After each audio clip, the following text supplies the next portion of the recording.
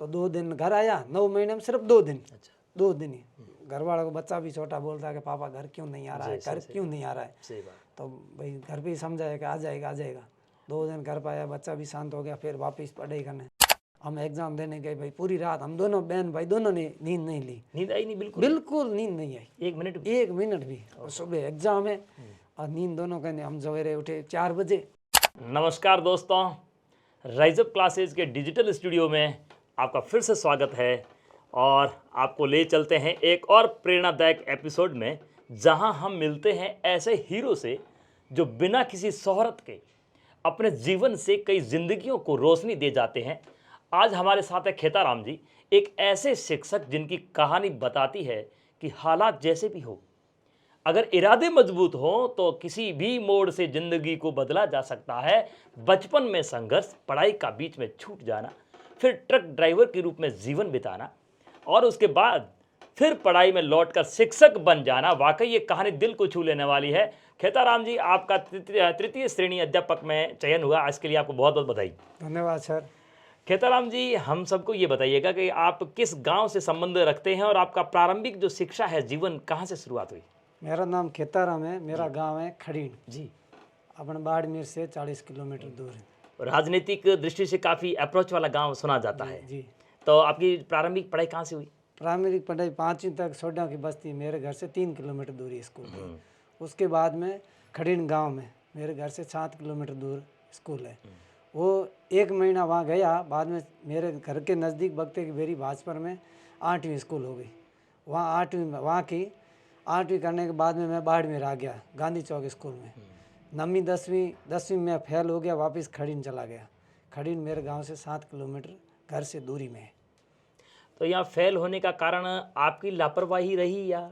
ये मेरी लापरवाही रही। हम पढ़ते कम थे, पढ़ाई में मन में कम ही था। अच्छा। इस कारण हम फेल हो गए थे। वापस 10वीं खड़ीन से की, 12वीं भी खड़ीन से की। करने के बाद में बाड़मेर आए, वापस BCA एडमिशन लिया महेश कॉलेज में, वहाँ भी फेल हो गई। अच्छा। हाँ, मतलब असफलता तो पीछे पड़ गई। या भी कारण आपकी मतलब यहाँ भी पढ़ते नहीं थे, लापरवाही थी, पढ़ते नहीं थे। मतलब मन नहीं था कि पढ़ लें, ऐसे पहले एडमिशन ले लेते हैं और आधे सत्र के बाद में ऐसा लगता था कि अभी पढ़ाई में मन है ही नहीं। साइड में क्या काम करते थे? उस टाइम तो कोई दुकान पे रहते थे, छोटी मोटी दुकान पे चले जाते थे। दिन भर 1000-1500 रुपये महीने के दे देते, तो वो मजदूरी चल जाते थे। पीछे वाले घर वाले बोलते कि ठीक है अपना चलता है। फिर बाद में 2012 में मैंने टैक्सी ले ली। BCA फर्स्ट दिया, 11 में दिया, फेल हो गए। और 12 में और दिया BCA, उसमें भी फेल हो गई। बाद में 13 में फर्स्ट ईयर का एग्ज़ाम दिया BA का, तो उसमें 2 सब्जेक्ट में कंपलसरी में पास हो गए, एनवायरनमेंट और हिंदी में। उसके बाद में सोचा कि अब धंधा कर लेते हैं, पढ़ाई तो होती नहीं है, तो टैक्सी लेती 4 व्हीलर मैजिक टाटा, तो वो 3-4 साल उसको भी चलाया। उसमें भी मामला सेट नहीं हुआ, धंधे वाला ज़्यादा। तो उस टाइम इसमें परीक्षा तो देते ही थे, जैसे BSTC दे देते थे, तो कभी 300 के आसपास रहने, तो मेरिट से थोड़ा दूर रह जाता थे। तो कोई बात नहीं, अपना क्या एग्ज़ाम दे दिया, ठीक है, हो गया तो ठीक है, नहीं तो ऐसे समझते नहीं थे कि आज के टाइम जैसे समझते हैं कि एग्ज़ाम दिया तो पास क्यों हुए, पास क्यों नहीं हुए तो क्यों हुए, ये सोचा नहीं था उस टाइम। और आज तो मतलब सोचते भी है कि भाई अपना घर वाले भी पूछते हैं एग्ज़ाम किसका दिया है, क्या दे रहे हो, क्या नहीं, जागरूकता। पहले इतने ही नहीं। तो 14 में BA का एग्ज़ाम दिया, 2 सब्जेक्ट में पास हो गए। पीछे वाले 2 सब्जेक्ट दिए नहीं, दोनों में फेल हो गए। और फिर 15 में एग्ज़ाम दिया ही नहीं। 16 में BA फर्स्ट ईयर का एग्ज़ाम दिया और उस टाइम में BSTC का एग्ज़ाम दिया, तो उसमें 2-3 नंबर पीछे रह गए। तो और उस टाइम ही पटवारी की भर्ती आई हुई थी, तो पटवारी की भर्ती मतलब तैयारी की। संकल्प कोचिंग गए थे अपने नज़दीक में, बाड़मेर संकल्प उस टाइम थी। तो 5-6 महीने गए, तो संकल्प वो अपना प्री में अपना पटवारी में पास हो गए। मेन की थोड़ी बहुत तैयारी की, करी नहीं। फिर घर की परिस्थिति बन गई कि अभी अपना को धंधा करना ही करना है, नहीं तो धंधे के अलावा कोई काम नहीं था। फिर अपन छोटा मोटा इधर देखा कि इधर टैक्सी चला लिया, कुछ मिला नहीं। और दुकान पे तो 5,000 से ज़्यादा कोई उस टाइम देने वाले नहीं थे। मतलब 5,000 तो ज़्यादा ही ज़्यादा था, इससे ज़्यादा उस टाइम पैसे देते नहीं। तो ड्राइवर ने किसी ने सुना दिया, अपने मेरे पड़ोस के थे कि वहाँ 20-25 हज़ार रुपये मजदूरी हो जाती है, तो अपने को गाड़ी तो वैसे चलाने आनी आती थी। अच्छा ऑप्शन है। हाँ, मैं गाड़ी चलाने और हेवी लाइसेंस उसने कहा बना ले तो मैं तेरे को गाड़ी दिलवा दूँ। तो मैं 1-2 महीना तेरे को साथ में रखना पड़ेगा, नहीं तो मेरे को पता नहीं है रास्ते का, रूट का। रूट का भाई पता नहीं है कहाँ कहाँ जाना। तो कि वो गाड़ी अपना परमानेंट एक रास्ते ही चलती है, भुज टू पंजाब डेरा बसी, आना जाना इतना ही काम है। तो मैं ठीक है अपना तो लोडिंग गाड़ी थी। लोडिंग गाड़ी थी, ट्रक था 12 चक्का। अपना लाइसेंस बन गया, वहाँ चला गया, गाड़ी दे दी। और एक बार ऐसा फिर होटलों पे रुकते थे, कोई ड्राइवर भाई बात करते थे, समझ में आ गई बात कि अपना तो मामला सेट ही है, कोई बात नहीं, जम गया। ऊपर से BSTC का फॉर्म भर दिया। मैं कहा अपन फॉर्म तो भर देते, कोई दिक्कत है नहीं भाई। तो फॉर्म भर दिया तो BSTC में 394 नंबर आ गए थे। और मेरिट रही 380 की। वाह। अपना सिलेक्शन हो गया मैं। तो मैं जोर थी। अब चित्तौड़ आ गया, पहले आया था झुंझुनू, वहाँ से मैं बहुत कहीं मतलब अप एंड मूवमेंट करवाते हैं, तो मैं बाड़मेर आ जाएगा या जोधपुर आ जाएगा, आ गया चित्तौड़। तो फिर उधर वाली गाड़ी पकड़ ली, गांधी धाम तो चित्तौड़ चलने उस वाली, रूट वाली, उस रूट ताकि कभी परीक्षा हो तो। परीक्षा हो दूसरी हो अपना, मतलब जैसे महीना भर कॉलेज गए तो महीना भर ट्रक पे चले गए, और उस अपन चलते जाते 3-4 दिन एब्सेंट लगती, जैसे अपना मामला सेट हो जाता। तो उधर BSTC 2019 में कंप्लीट हो गई। फिर अपने पढ़ने का तो इरादा कुछ था नहीं, अपना तो धंधा करना था, अपना धंधा बराबर सेट, अपना घर चल रहा था, दिक्कत आई नहीं। ऊपर से 2019 में मेरे मामा की लड़की सीमा, वो टीचर लग गई। मैं उसको पूछा तो मैं तो लाग गई। अरे मैं कह तुम लागी तो ठीक है, मैं कह तो 3 महीनों में लाग गई। तो मैं ठीक है भी, मोटिवेशन बहुत बढ़िया मिल गयो। जिन्हें मेरे भी मन में आयो कि अपने STC करूड़ी है, 2021 में भर्ती आई रही। और मेरी छोटी बहन बाई भी भर्ती में ला रही। अच्छा। सीमा लाग गई, परमीला ला रहेगी। अच्छा। परमीला ला रही तो मैं कह बा परमीला बार बार फोन करे कि हूँ तैयारी करूँ, तो अपने गाड़ी तो पछे ही चला ले, पहले तैयारी करो, पहले तैयारी कर लो, हो जिया तो बढ़िया है। तो हूँ वे तो गाड़ी छोड़ने आयो। परमीला तो 22 में बैच में कोचिंग ले ली। मैं वो फरवरी में बैच लगा था, 12-13 फरवरी का, मैं आया 20-22 फरवरी का। तो मैं तो पीछे रह गया। तो मैं अब 10 दिन में तो वो बैच आगे निकल गया ना, पीछे छूट गया। पीछे छोड़ गया, सिलेबस अपने को समझ में नहीं आएगी। और वो मनोविज्ञान पहले से ही करा दी। तो वहाँ मैं गया बाजार, तो वहाँ संकल्प का लगा हुआ था पैम्पलेट के, अभी बैच शुरू होने वाला है 22 मार्च को। तो मैं वहाँ चला गया। वहाँ KR मैया हिंदी के प्रोफेसर थे, संस्कृत हिंदी वो पढ़ा रहे थे, मनोविज्ञान अंकित तेतरवाल सर वो पढ़ा रहे थे। तो मैं वो तीनों की बैच था। अपने वैसे गणित का अपने दिक्कत थी नहीं, और पर्यावरण वैसे अपने खुद को पढ़नी थी।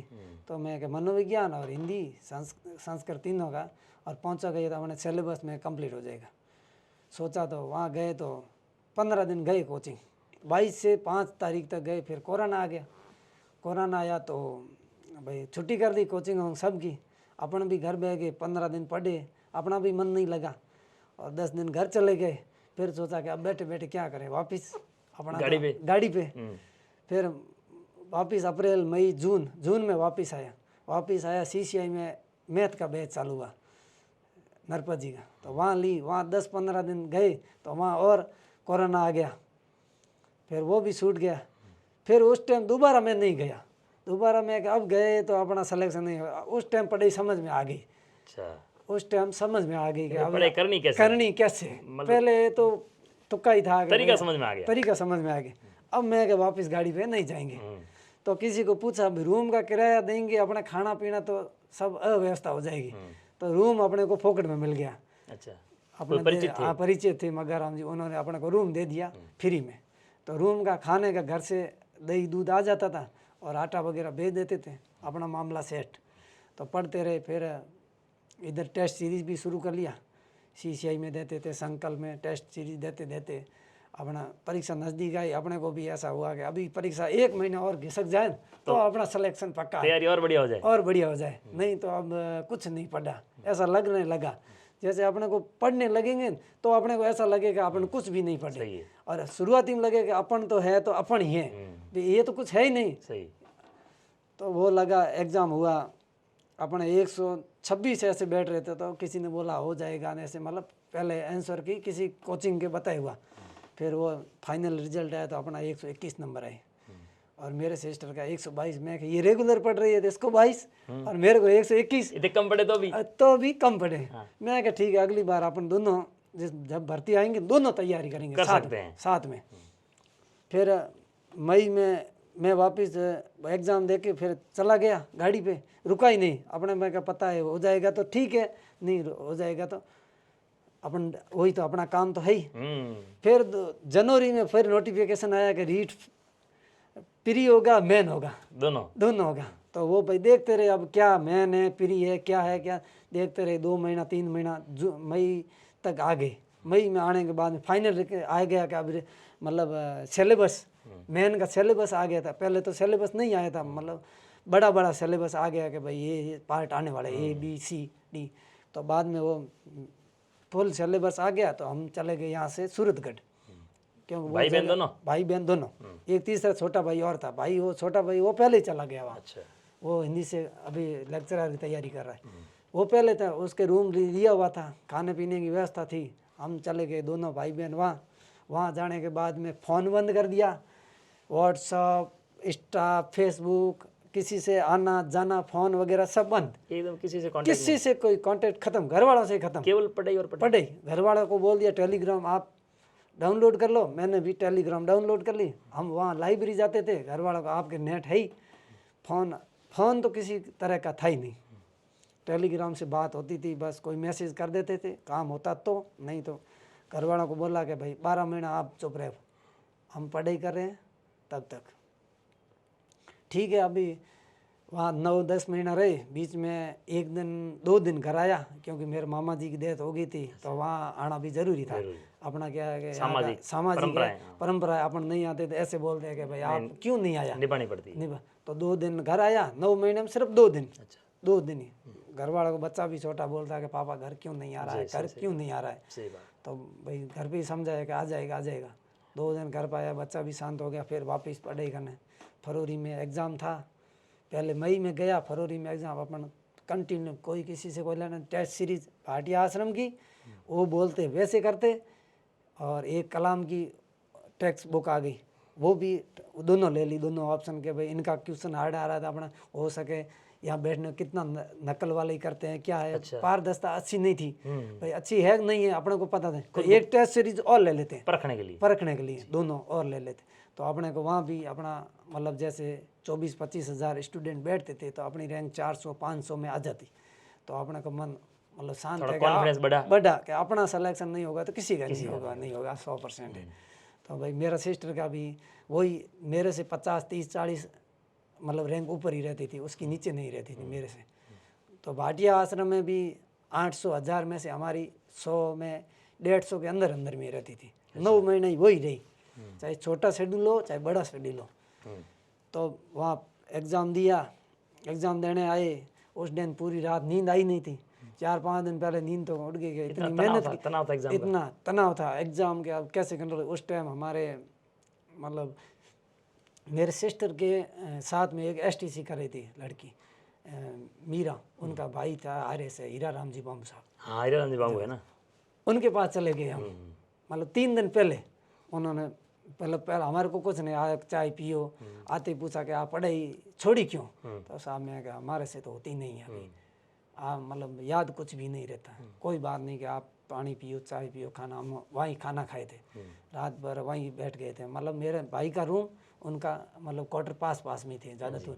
वहाँ गए, उन्होंने बोला कोई बात नहीं, अभी पढ़ाई आपको करनी नहीं है। अच्छा, रिलैक्स किया आपको? हाँ, रिलैक्स। पढ़ाई आपको करना नहीं है, आपको एग्ज़ाम मतलब आपके ऊपर इतना दबाव आएगा, मतलब आपको दबाव आने, उस दबाव में आना ही नहीं। मन को बोल देना कि तुम एक साइड हो जाओ, ठीक है।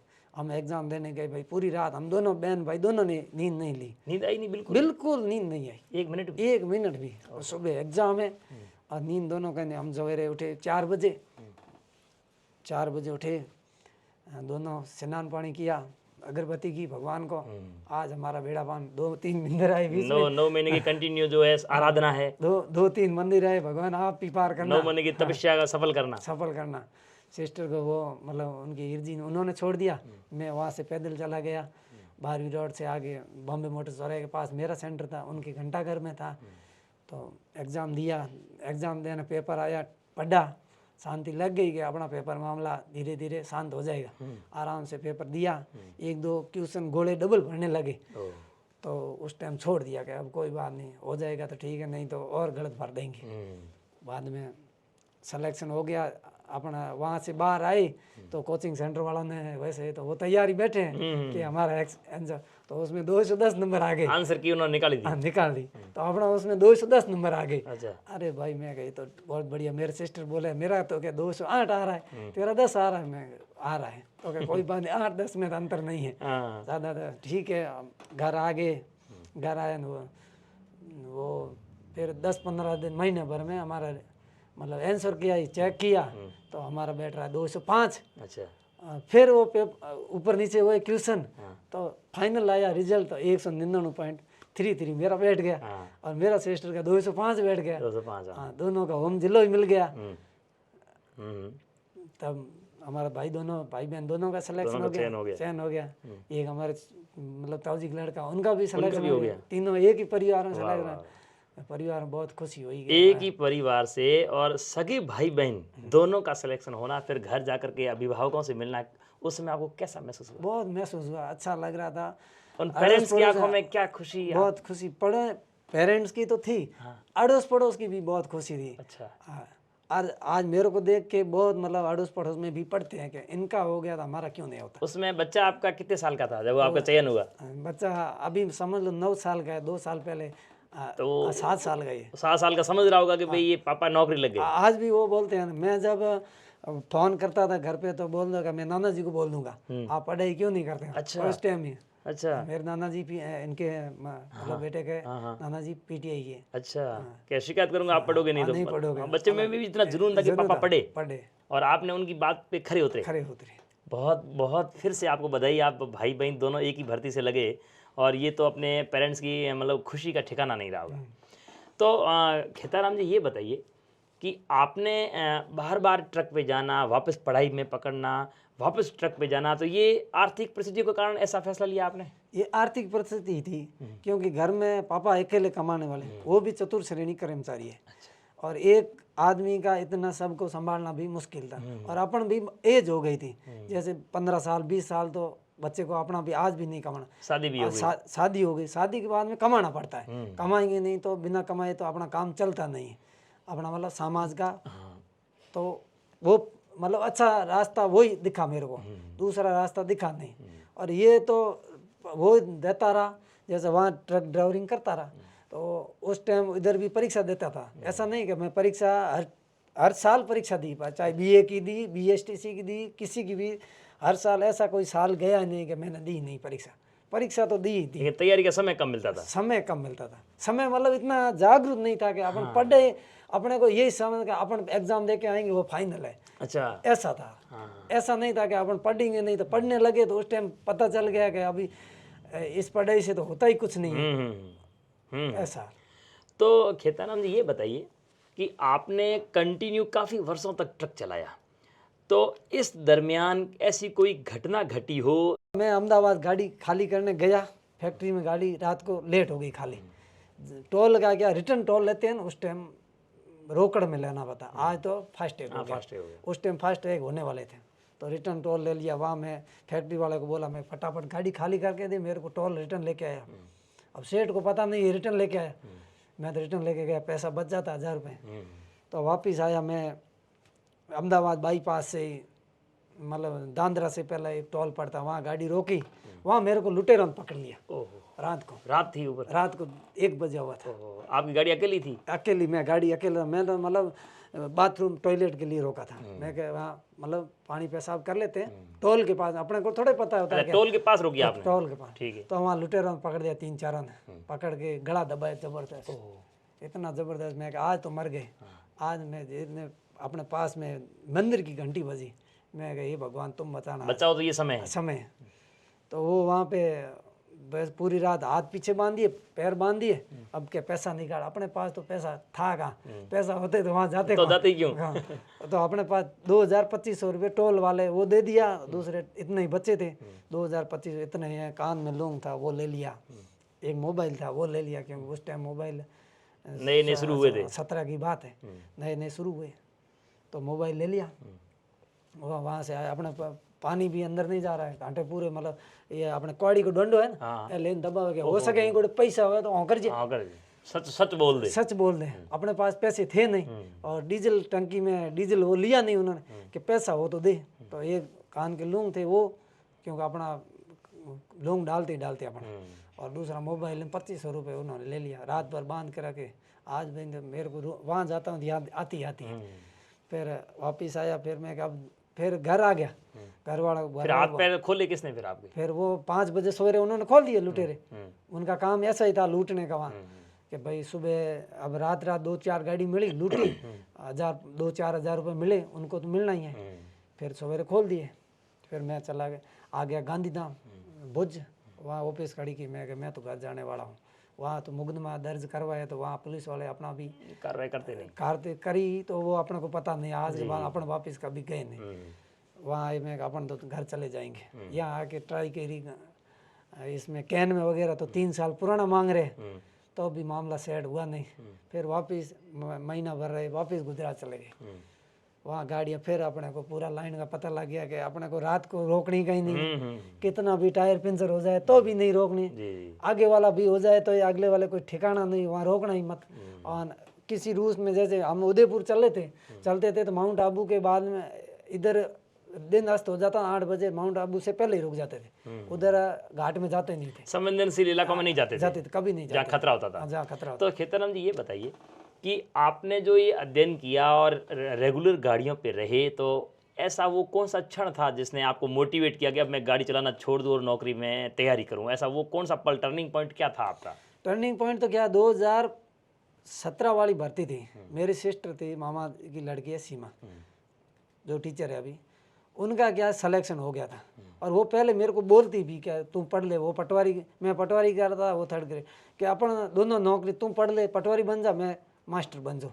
तो मैं बनना था अपने, मैं तो पढ़ाई छोड़ दी। वो फर्स्ट भर्ती 16 वारी में पीछे रह गई थी, और 17 में और आ गई ऊपर, 17 या 18 में, तो उसका सिलेक्शन हो गया। तो मेरे को मन लगा कि इसका हो गया तो मेरा भी हो गया, क्योंकि मैं पटवारी तैयारी की, वो तैयारी कर रही थी रीट 3rd ग्रेड की, और उसका थोड़ा पीछे रही, क्योंकि उस टाइम उसकी BST चल रही थी, तो वो पीछे उसको छूट गया। अगले वाली भर्ती में उसका हो गया, और मेरा STC में हो गया सिलेक्शन। तो मैं STC कर रहा था, उसका 3rd ग्रेड सिलेक्शन हो गया। तो उस टाइम मेरे को लगा भाई इसका हो गया तो मेरा भी हो जाएगा, हो सकता है पढ़ूं तो भाई पढ़ना तो पड़ेगा जी। कि एक अभी रीट की भर्ती आई हुई है, उन अभ्यर्थियों को आप क्या संदेश देना चाहेंगे कि उन्हें कैसी तैयारी करनी चाहिए, और आपके जज्बे से उन्हें प्रेरणा लेनी चाहिए? आपने कितनी विकट परिस्थितियों में भी हौसला नहीं टूटा आपका, और आपका उनको क्या संदेश देना चाहेंगे कि भाई वो कैसे तैयारी करें कि उनका चयन हो जाए? देखो, सभी मेरे भाई और बहनों को पहली बात तो ये मोबाइल छोड़ना पड़ेगा। अगर मोबाइल नहीं छोड़ोगे तो सिलेक्शन होना भी अनपॉसिबल है। मोबाइल छोड़ दोगे तो आधा काम अपना मोबाइल से हो जाएगा। दूसरी बात, अपने को शेड्यूल से पढ़ना पड़ेगा। ऐसा नहीं है कि अब जैसे हम 3rd ग्रेड की बात करें तो 3rd ग्रेड में इंग्लिश भी आती है, कंप्यूटर भी है, साइंस भी है। ये अपने जैसे BSTC कौन करते हैं, ग्रामीण परिवेश से करते हैं, और उनके वहाँ साइंस, इंग्लिश और ये मैथ और कंप्यूटर, ये चारों नहीं होते, कमज़ोर रहते हैं। तो उनको क्या है कि इनको तैयारी उनको करनी पड़ेगी मजबूत। और दूसरे सामाजिक विज्ञान, और एक आती है अपने हिंदी में तो फिर भी अपना मामला सही है, सामाजिक विज्ञान फिर भी सही है। तो उनको मतलब रेगुलर पढ़ना पड़ेगा, रेगुलर 5-6 महीना तो उनको टाइम देना ही पड़ेगा। कितने भी मतलब कहने का मतलब अपना होशियार है ना, तो भी अपने को 6-7 महीना लगेंगे। और रेगुलर टेस्ट सीरीज भी ज़रूरी है। टेस्ट सीरीज बाद में अपने को पता नहीं चलेगा आज कौन सा मतलब बिंदु पड़ा है, कौन सा छूटा है, तो उनसे क्या है पारदर्शिता बन नहीं रहे। तो खेताराम जी, बहुत बढ़िया कहानी बताई आपने। इस पूरी यात्रा में कभी आपको ऐसा तनाव या कैसा अभी लगा कि बिल्कुल हौसला डगमगा गया है और हिम्मत हार चुका हूँ और टूट चुका हूँ, ऐसा कभी लगा कि ये सब छोड़ो और दूसरा धंधा करें, ऐसा कभी लगा आपको? क्या ऐसा देखो, अब जैसे पढ़ाई में इतने तनाव में आ जाते थे, कभी कभी मतलब नींद भी नहीं आती। क्यों नींद के अपने पढ़ा हुआ टेस्ट देते, कभी नंबर कम आते हैं तो ये दुख होता है कि अपने को नंबर कम इसलिए आएगा, अपन पढ़ते नहीं तो दूसरा का तो फिर थोड़ा बाहर जाते, फिर वापस लग जाते। कि अब जैसे पढ़ने से ही आगे बढ़ना, क्योंकि ड्राइवरी गाड़ी चलाते थे अपने को पता 24 घंटा चलते थे, और अगले वाला जैसे बोलता है कि मेरे को 40 घंटे में गाड़ी चाहिए, और वहाँ अपना 40 घंटे में नहीं पहुँचते हैं तो वो भी सेम ही है। अगले वाले को जरूरत है 40 घंटे में, तो यहाँ भी अपने को पढ़ाई मतलब करना तो करना। जी जी, बहुत बहुत धन्यवाद खेताराम जी आपको। और ये रही दोस्तों खेताराम जी की प्रेरणादायक कहानी। उन्होंने कहा कि गाड़ी भी पहुंचनी है तो लिमिटेड टाइम है, इसी प्रकार लिमिटेड समय में सिलेबस को कंप्लीट करना, आपको उदाहरण के माध्यम से समझाया। और जुड़े रहिएगा हमारे राइज अप क्लासेस के डिजिटल स्टूडियो से, ऐसे ही प्रेरणादायी वीडियो आपको और देखने को मिलेंगे। बहुत बहुत धन्यवाद Khetaram ji. Thank you sir.